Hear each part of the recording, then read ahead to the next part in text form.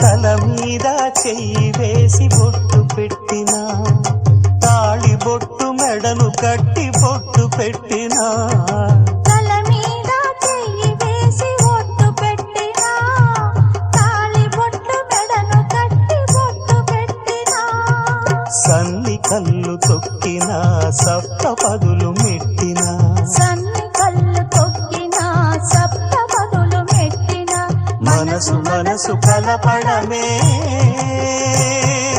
మంత్రం పరమార్థం.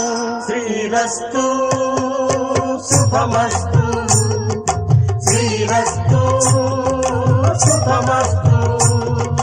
శ్రీకారం చుట్టుకుంది పెళ్లి పుస్తకం, ఇక ఆకారం దాచుతుంది కొత్త జీవితం.